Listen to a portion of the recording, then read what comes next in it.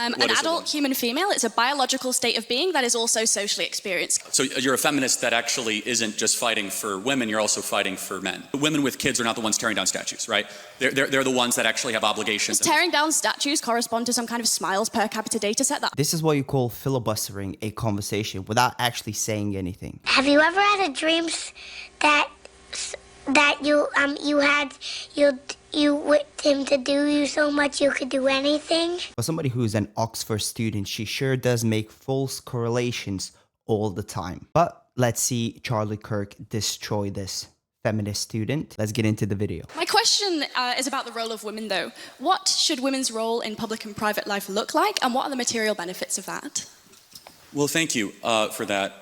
Can I take it? I don't even want to take this detour, but can we both agree on what a woman is? Yes. An adult human female is a biological state of being that is also socially experienced. Can I please elucidate just one example of that social experience? Yeah, I was going to answer your question, but sure, go ahead. Yeah, okay. So let's say you're a member of a tribe, and that in that tribe, you have the biological female anatomy, and in order to become a woman in that tribe, you have to also get a tattoo. That's a social experience that's mapped onto biological reality. However, she's still proclaiming that there's a biological aspect to women, which by the way, it's funny that she's incorporating biological males into that category, completely negating her feminist movement. And next time feminists complain that there's trans people in their women-only spaces, remember, it's feminists like these that actually vote for it and allow it. Can a woman have a prostate?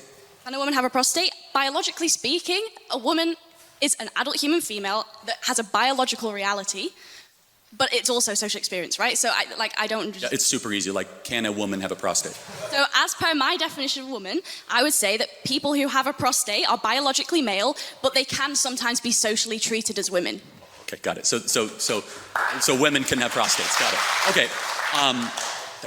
So you're a feminist that actually isn't just fighting for women, you're also fighting for men.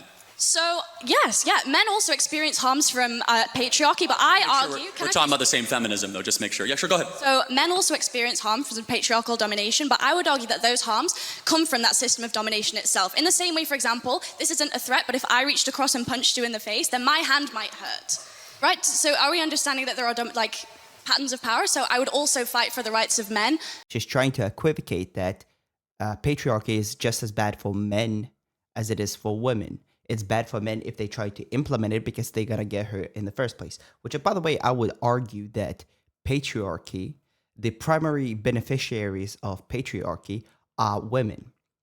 Because we can actually take a look at a few stats. As you can see, 80% of women have reproduced, whilst only 40% of men did. Why? Because men are socially expendable to society, whilst women have intrinsic value. You can also look at this. Between ages 15 and 40, death rate for men are usually 2 to 3 times higher than the death rate for women. Why would that be? Well, again, partially it's because of war, but also around 9 out of 10 traditional infrastructure jobs have gone historically to men, according to the recent report at Smith co-author. Now, why is that important? Well, infrastructure jobs are usually more dangerous. For example, electricians, construction workers, they have the highest death rate. See, the funny thing is that patriarchy did set up a glass ceiling for women. However, it also set a glass floor. Whilst men, there's no glass ceiling, but there's also not a glass floor.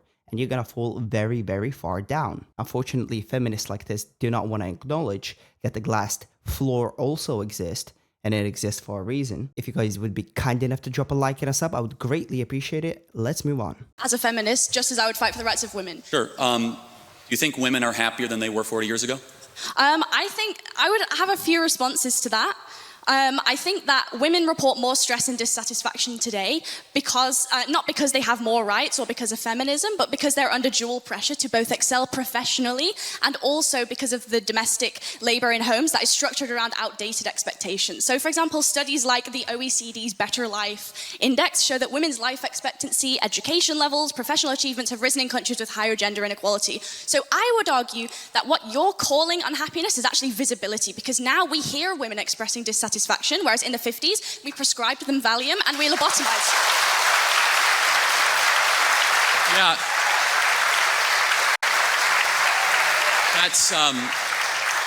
That's really rich. I didn't know women not to complain 50 years ago. That's funny. I smell a lot of doo-doo. She's talking a bunch of nonsense. So, okay, so we can look at this. At the highest volumes per popularity in the mid 1970s, roughly 14% of Americans filled prescriptions for this, allegedly. So it was 14%. During 2015, 2018, 13.2% of adults aged 18 and above used antidepressant medication in the past 30 days. Use was highest among women, 17.7%, then men, 8.4%. As you can see, from the 70s to 2018, the level of medication that women are taking, which by the way is also increasing with men, but as you can see from the stats, it's growing with women quite a lot. It's clearly that being liberated from your oppressors isn't really working, is it? Plus, she's not actually debating Charlie Kirk. She's actually reading off of her phone. I think that They're not encourages... complaining. Materially, women are killing themselves more. Why is that?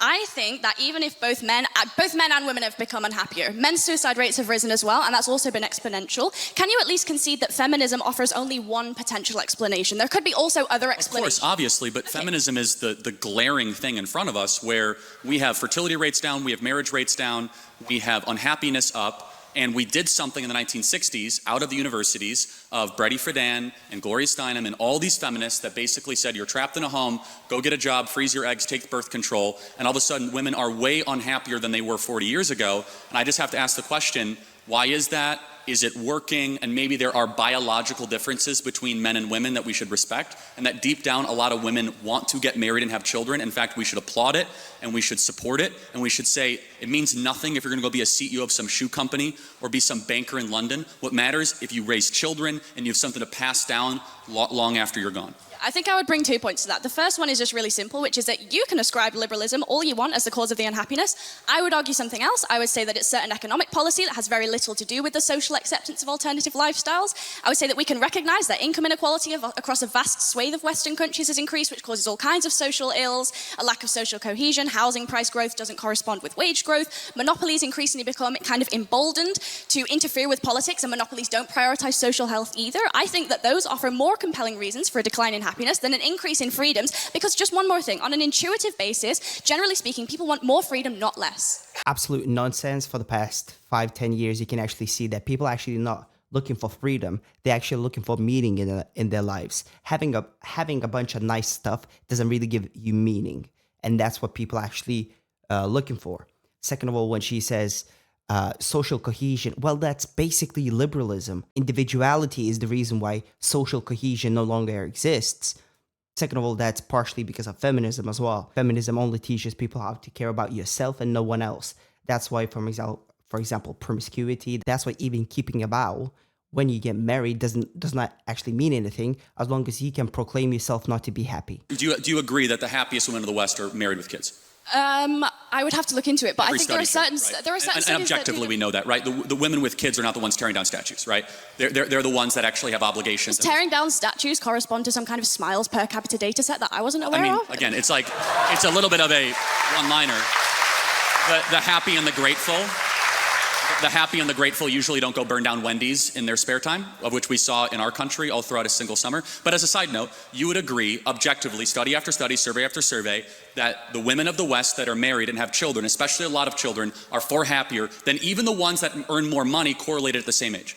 So I also don't think that happiness is a very good metric, and neither do you, because you think gay people shouldn't just pursue happiness by being gay. They have other moralistic considerations to be making. So I don't think smiles per capita is a particularly convincing way to measure whether or not we should encourage women to be autonomous.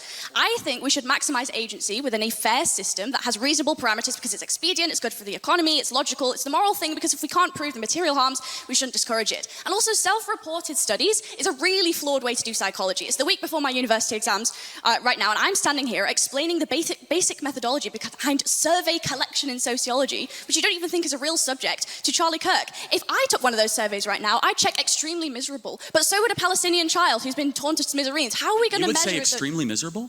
No, I'm kind of making a joke. No, I mean, but seriously, but hold on. I mean, that's an important point, though, is that the women in the West have it the best in the world. That is absolutely correct. If your complaint's that of a Palestinian kid that has been had his limb blown off, that means there's something psychologically with you, because you are extremely privileged living in the first world country. everything is given to you. So in conclusion, it's kind of sad because fundamentally on the surface, she's actually articulating herself correctly. But once you actually peel down the layers, her fundamental ideology that she's building upon is flawed.